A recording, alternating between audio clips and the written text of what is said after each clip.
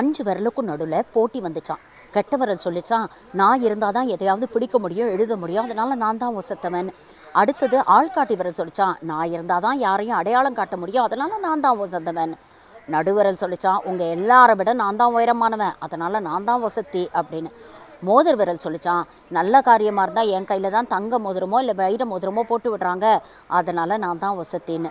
அப்போ சுண்டு விரல் சொல்லிச்சான், கடவுளை வணங்கும் போதும் மற்றவங்களுக்கு வணக்கம் சொல்லும் பொழுதும் நான் தான் முன்னால் நிற்கிறேன், என் பின்னால் தான் நீங்கள் 4 பேர் நிற்கிறீங்க, அதனால் நான் தான் வசதி அப்படின்னு. இப்படி 5 விரலும் சண்டை போட்டுட்டு இருக்கும்போது அப்படியே லட்டு லட்டுன்னு ஒருத்தர் கத்திக்கிட்டு போனாராம். உடனே 5 விரலும் சேர்ந்து கையை நீட்டி அந்த லட்டுவை வாங்கிச்சான். வாழ்க்கையில் அப்படி தாங்க, பல பேரை நம்ம சந்திக்கிறோம், பல பேருக்கு அவங்க அந்த தனித்திறமை தன்மை எல்லாமே உண்டு. ஆனால் எல்லாரும் சேர்ந்து ஒரு டீமாக உழைச்சோன்னா தான் சக்ஸஸ்ஃபுல்லாக இருக்க முடியும். அதனால் வாழ்க்கையில் எப்போவுமே அடுத்தவங்களோட நிறை குறைகளை அறிந்து செயல்பட கற்றுக்கொள்ளுங்கள். இந்த நாள் இனிய நாளாக அமைய வாழ்த்துக்கள்.